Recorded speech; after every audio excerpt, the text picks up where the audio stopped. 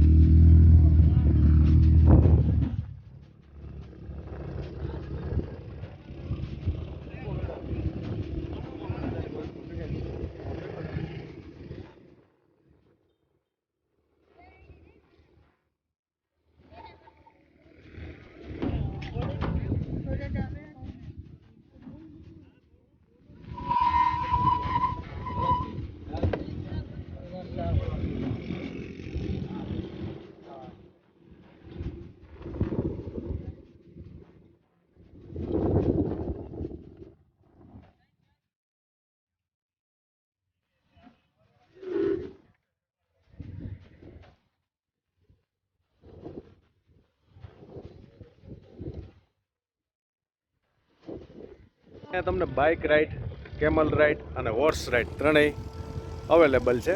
અને સાથે સાથે ફાસ્ટ ફૂડ, નારિયેલ પાણી, બધું અહીંયા વ્યવસ્થા છે.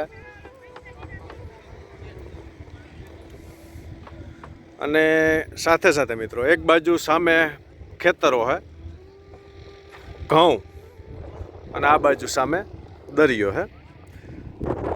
આવો નજારો તમને જવલ્લે જ જોવા મળશે, કારણ કે દરિયાકાંઠે ખારું પાણી હોય. તેમ છતાં અહીંયા જો ઘઉંના વાવેતર છે, અને આ બાજુ દરિયો છે સામે.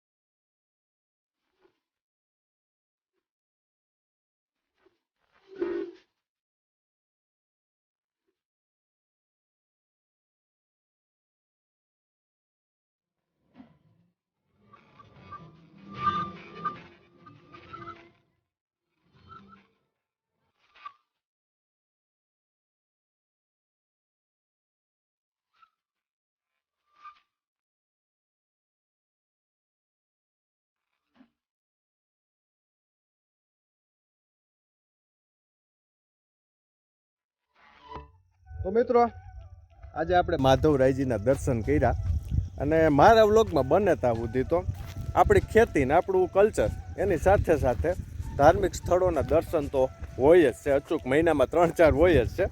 અને હવે કાયમની જેમ રાબેતા મુજબ વાડીએ આવી ગયા છે અને એકદમ આગળ વાત કરી તે પ્રમાણે જુઓ મિત્રો, ધોરું હબાણ. આ અમારો ધોરા ફૂલનો બગીચો, અમારા ધાણા છે મિત્રો.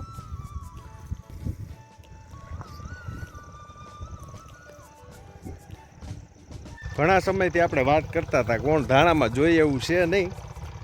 જોકે હકીકતે વાતાવરણના હિસાબે થોડુંક એવું છે, વરોવરે જેવા ઉતરે એવા તો નહીં ઉતરે, પણ તેમ છતાં હવે દાણાનું બંધારણ થવા માંડ્યું છે.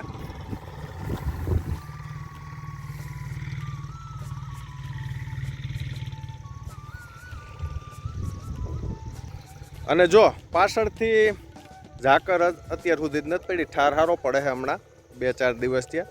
જો ઝાકર ન આવે તો હજી પણ આ ધાણા સારા નીવડશે, સારા થાહે. એટલે ભગવાન પાસે આશા એવી રાખીએ કે ભગવાન હમણાં થોડાક દી ઝાકર ન મોકલતા. અને કાયમની જેમ અમારો રૂટિંગ જ છે, ઉઠો જાગો ને પહેલાં વાળીએ ધોળો અને કામકાજ બધું એનું અપડેટ કરવાનું હોય.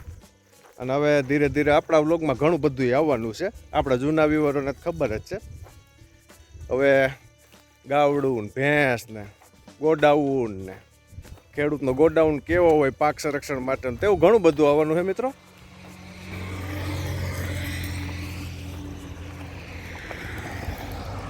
હવે જઈએ આપણે સામે વાડીમાં, પાસોતરા ધાણામાં. અહીંયા આપણે રોડ ટપવો પડે છે. અહીંયા ગોવિંદે જો સેઢા ચોખા કરી નાખ્યા છે. અહીંયા અગોચાર થઈ ગઈ હતી વધારે પડતી. અગોસાઈડમાં તો મિત્રો તમે સમજતા જઈશો, ઘણા મિત્રો ન પણ સમજતા હોય. આપણા ઘણા મિત્રો શું કહેવાય શહેરમાંથી જુએ છે. અગોચર એટલે મિત્રો હે ને ત્યાં શેઢે બધું શું કહેવાય કે આ બધું ખડ ને બોયડી ને બધું વધી ગયું હતું, એટલે એ બધું સાફ સફાઈ કરી છે. નકર ત્યાં પછી શું થાય કે હરપ ને વિસીન પૈડકા ને એવું બધું પડ્યું રહીએ, અને શેઢે અવારનવાર નીકળવાનું થતું હોય. એટલે શેઢે હંમેશા સાફ સફાઈ રાખવાની જ હોય છે. અને હવે આપણે પૂગી ગયા સૌથી પાસોતરા ધાણામાં.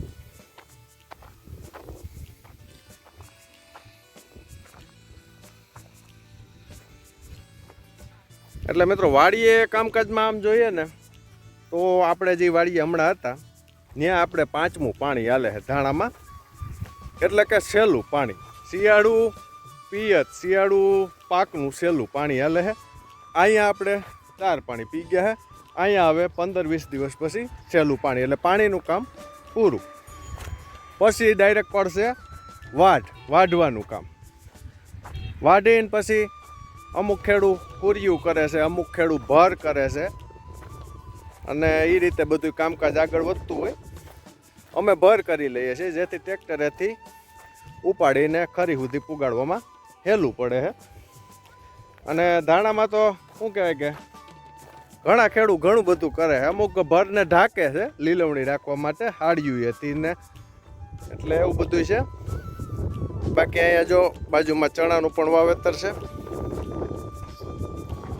ચણામાં હવે ફાલ ફૂલ બેસી ગયા છે એક. અને બાકી હમણાં તો શું કે વિલેજ લાઈફ વ્લોગનો ટાઈમ જ નથી મળતો, કારણ કે પ્રસંગ લગનગાળો વિવાળો હાલે છે, એટલે ક્યાંક જવાનું હોય. બાકી ઘણા મિત્રોની કોમેન્ટો આવે છે. મિત્રો હમણાં કોમેન્ટનો જવાબ નહોતા આપી શક્યા. મેં આગળ વિડીયોમાં વાત કરી તે પ્રમાણે ગામડાની ઇવનિંગ અને એમાંય વાડીની ઇવનિંગ. એટલે સુરજ દાદા હવે હજી તો રોંઢો છે, પણ ધીરે ધીરે હવે હેઠા ઉતરશે. સોનેરી કિરણો શું કહેવાય કે ફૂલ ઉપર પડશે, ઘઉંની ડુંડી ઉપર પડશે, એટલે ધાણાના શું કહેવાય ધાણાના ફૂલ થઈ જાય ચાંદીના ફૂલ, અને અમારી ઘઉંની ડુંડી એટલે હોનાની ડુંડી. એટલે જમાવટ હોય. અને એક બાજુ શું કહેવાય કે ચણાના ઓરા શેકાતા હોય, એક બાજુ ઢોર ગામમાં જતા હોય, અને એવું બધું વાતાવરણ હોય જોરદાર. અને એમ થાય ભૂખા ને તૈરા આપણે વાડીએ બેઠા રહીએ, અને એકદમ શાંતિ હોય, પંખીનો કલરવ હોય, એટલે એકદમ જમાવટવાળું હોય. જોકે આપણા વ્લોગમાં એ બધું તમને દરેક વ્લોગમાં જોવા મળે જ છે મિત્રો. આજનો વ્લોગ અહીંયા પૂરો કરીએ એ પહેલાં સાંજનો વ્લોગ જોવાનું ભૂલતા નહીં. આજે છે 26મી જાન્યુઆરી. હમણાં લગ્નગાળો છે, એની હિસાબે 2 દિવસે 3 દિવસે વ્લોગ બને છે, વિડીયો બને છે, પણ આજ 26મી જાન્યુઆરી છે, આજથી આપણો વ્લોગ રેગ્યુલર થશે.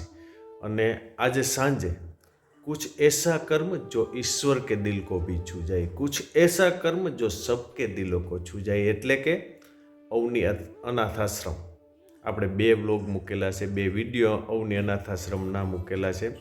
તો તેમાં આજે ભેટ યોગદાન આપશે આપણે અરવિંદભાઈ. એના છોકરાનો બર્થડે છે એટલે સાંજે ત્યાં જવાનું છે. અને એ પહેલાં આપણા એક સબસ્ક્રાઈબરે પણ જે કામ હાલતું હતું ત્યાં મોટું દાન આપેલું છે. તે બધું સાંજે ડિક્લેરેશન કરશું. અને તે હાલ સ્થિત અમેરિકા છે એટલે ત્યાં આપણે મહેશભાઈ ઘણી બધી વાતચીતું કરશું, કેટલું દાન મળેલું છે અને અત્યારે કામકાજ ક્યાં પૂગ્યું છે, એટલે તેવી બધી બાબતો રહે. અને સાથે સાથે આપણું ગામડાનું કલ્ચર, ગામડાની સંસ્કૃતિ, આપણી ખેતી એ તો હોય જ છે. એટલે સાંજનો વ્લોગ ભૂલતા નહીં મિત્રો. આજનો વ્લોગ મિત્રો આજે આપણે પૂરો કરીએ. રામ રામ, સીતારામ, જય જવાન, જય કિસાન, જય દ્વારકાધીશ, જય માતાજી, જય શ્રી કૃષ્ણ, જય જિનેન્દ્ર, જય સ્વામિનારાયણ, જય જલારામ, જય સિયારામ. તો બધાને જય જવાન, જય કિસાન મિત્રો.